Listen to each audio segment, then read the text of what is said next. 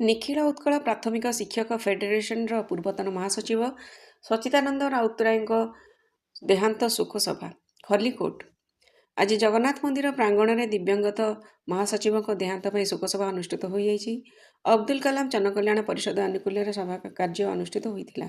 ଉକ୍ତ ଅନୁଷ୍ଠାନର ସଭାପତି ଶ୍ରୀ ପୂର୍ଣ୍ଣଚନ୍ଦ୍ର ବେହେରା ସଂଯୋଜନା ପୂର୍ବକ ସଭା କାର୍ଯ୍ୟ ପରିଚାଳନା କରିଥିଲେ। ଉକ୍ତ ସଭାରେ ବୟୋଜ୍ୟେଷ୍ଠ ଶିକ୍ଷକ ଦେବରାଜ ପଟ୍ଟନାୟକଙ୍କ ସଭାପତିତ୍ୱରେ ସଚ୍ଚିଦାନନ୍ଦ ରାଉତରାୟଙ୍କ ଅମ୍ଳାନ ଆତ୍ମାର ସଦ୍ଗତି ପାଇଁ ଶିକ୍ଷକମାନେ ମିଳିତ ଭାବେ 2 ମିନିଟ୍ ନିରବ ପ୍ରାର୍ଥନା ସହ ଶୋକସଭା ପାଳନ କରିଥିଲେ।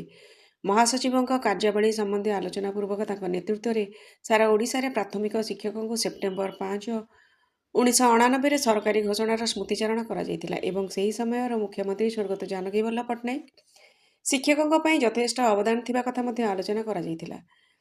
ସେହି ମହାସଚିବଙ୍କ ଭଳି ଆଜି ପର୍ଯ୍ୟନ୍ତ କେହି କୌଣସି କାର୍ଯ୍ୟ କରିନାହାନ୍ତି, ଫଳରେ ଅମ୍ଳାନ ପ୍ରତିଭାର ସ୍ଥାନ ଅପୂରଣୀୟ ହୋଇ ରହିଗଲା ବୋଲି ସମସ୍ତେ ଦୁଃଖ ପ୍ରକାଶ କରିଥିଲେ।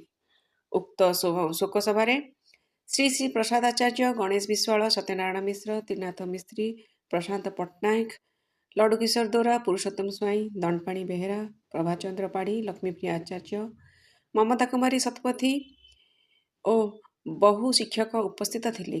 ଖଲ୍ଲିକୋଟ ବ୍ଲକର ଶିକ୍ଷକମାନଙ୍କ ତରଫରୁ ଏହି କାର୍ଯ୍ୟକ୍ରମ ଆୟୋଜନ କରାଯାଇଥିଲା। ଖଲ୍ଲିକୋଟରୁ ବାଳକୃଷ୍ଣ ପଟ୍ଟନାୟକଙ୍କ ରିପୋର୍ଟ।